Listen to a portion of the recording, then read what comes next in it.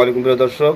এবার সমন্বয়ক সার্জিস আলম ভারতকে উদ্দেশ্য করে কি হুঙ্কার দিলেন, চলুন আমরা সরাসরি ভিডিও দেখে আসি।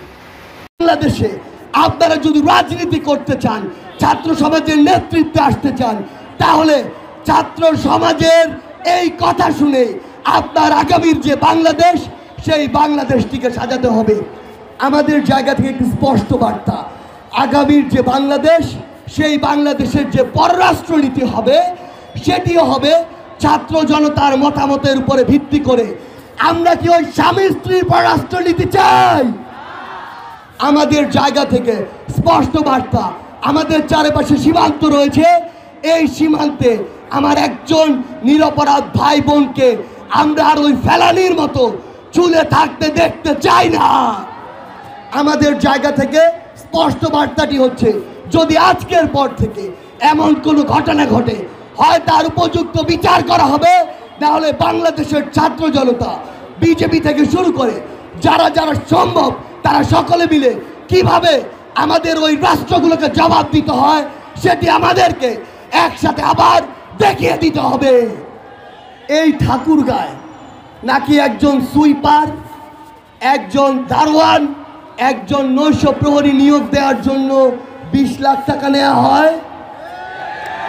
ঠাকুরগাঁর ছাত্র সমাজ একটা জিনিস মনে রাখবেন, এই যে মানুষটি 20 লাখ টাকা দিয়ে এই সিস্টেমে ঢুকছে, সে অবশ্যই তার কয়েক গুণ টাকা আপনার পকেট থেকে ওই রক্তচোষা সিন্ডিকেটের মতো শুষে নিয়ে তারপরে ওই সিস্টেম থেকে বের হবে। তাহলে দীর্ঘমেয়াদে যে ক্ষতিটি হচ্ছে, এই ক্ষতির ফল সেটি কাকে ভোগ করতে হবে? আমার সামনে আপনারা যারা বসে রয়েছেন, আপনাদেরকে কিংবা এই মঞ্চ থেকে শুরু করে এই পুরো ঠাকুরগাঁয় যারা রয়েছে, সকলকে এই ফলগুলো ভোগ করতে হবে। আমি আপনাদেরকে একটা জিনিস শুধু বলে যেতে চাই, সেটি হচ্ছে আমাদের যে রাষ্ট্র সংস্কারে আমরা কথা বলছি, এই সংস্কারটা নিজের ঘর থেকে ঠিক করতে হবে। কারণ ওই যে দালাল, যে ওই সিন্ডিকেট, যে ওই চাঁদাবাজ, সে যে ইনকামগুলো করে, ওই যে সদস্যটি, ওই যে ঠাকুরগাঁর যে লোকটি, সে লোকটি তো কোনো না কোনো পরিবারের সদস্য। এই যে ফ্যাসিস্ট সরকার 16 বছরে একটি ফ্যাসিস্ট রাষ্ট্র কায়েম করেছে, তার অন্যতম শর্ত হলো দেশের অধিকাংশ মানুষকে এই ফ্যাসিস্ট মতাদর্শে প্রত্যক্ষ বা পরোক্ষভাবে প্রভাবিত করা।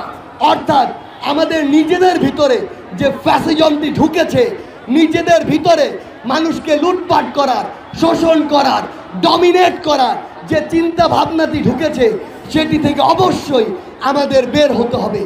আমরা যদি আমাদের ঘর থেকে এই নোংরা সিস্টেমগুলোকে, এই মানুষগুলোকে ত্যাগ করতে পারি, উপেক্ষা করতে পারি, সরিয়ে রাখতে পারি, আমি আপনাদেরকে বলে দিচ্ছি যে এই সিস্টেম সংস্কারটি ঘর থেকে শুরু হবে, সেটি একদিন সমাজে পৌঁছাবে, জেলায় পৌঁছাবে, বিভাগে পৌঁছাবে, রাষ্ট্রে পৌঁছাবে।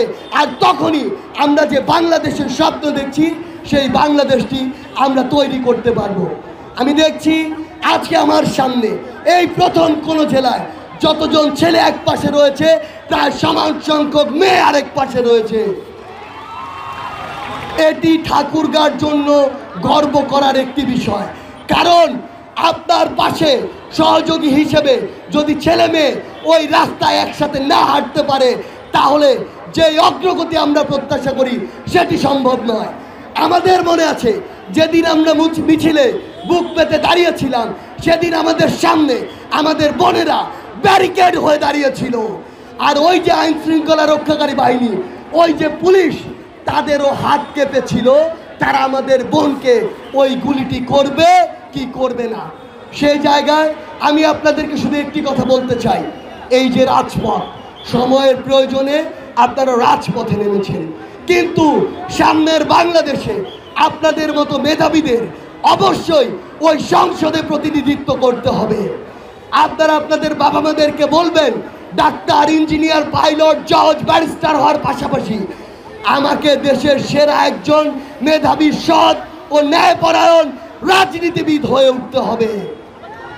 একটি জিনিস মনে রাখবেন, এদেশের পলিসি মেকিং থেকে শুরু করে, আইন শৃঙ্খলা থেকে শুরু করে প্রত্যেকটি জিনিস ওই সংসদ থেকে নির্ধারণ হয়। সেই সংসদে পলিসি মেকিংয়ে যদি আপনার মতো এই যোগ্য মানুষরা যেতে না পারে, তাহলে আপনাদের চেয়ে তুলনামূলক অযোগ্য যারা ছিল তারা ওই চেয়ারটিতে বসবে। আর তারা যদি ওই চেয়ারটিতে বসে, তাহলে বিগত 16 বছরে আওয়ামী লীগ যেমন এই বাংলাদেশে একটি করাপ্টেড সিস্টেম তৈরি করেছে, সেই সিস্টেমের আবার নতুন করে একটি চলচ্চিত্রায়ন দেখা যাবে। সেই জায়গা থেকে আপনাদের প্রতি একটি বিনীত অনুরোধ, এই অন্যায় শেষ হয়ে যায়নি, অন্যায়ের যে বীজ ছিল সেটি একেবারে শেষ হয়ে যায়নি। আপনারা যদি চান আগামীর বাংলাদেশকে আপনার স্বপ্নের বাংলাদেশের মতো দেখতে চান, তাহলে শুধু এখন নয়, আগামীতেও যে দলই হোক না কেন, যেই আদর্শেরই হোক না কেন, যেই ধর্মেরই হোক না কেন, যেই মতাদর্শেরই হোক না কেন, সে যদি অন্যায়কারী হয়, সে যদি চাঁদাবাজ হয়, সে যদি মানুষকে মিথ্যা মামলা দেয়, সে যদি সিন্ডিকেট চালায়, সে যদি ক্ষমতার অপব্যবহার করে, তাহলে তাকে সেই দৃষ্টিতেই দেখতে হবে এবং তার বিরুদ্ধে প্রতিবাদ করতে হবে।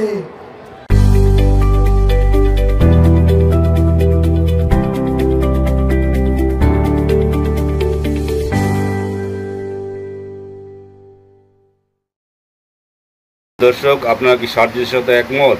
স্বামী স্ত্রীর সম্পর্ক কি আর চলবে বাংলাদেশে? বাংলাদেশের পররাষ্ট্রনীতি হতে হবে স্বাধীন পররাষ্ট্রনীতি। এ ব্যাপারে আপনাদের মতামত জানাতে পারেন আমাদের কমেন্ট বক্সে। ভালো থাকবেন। আসসালামু আলাইকুম।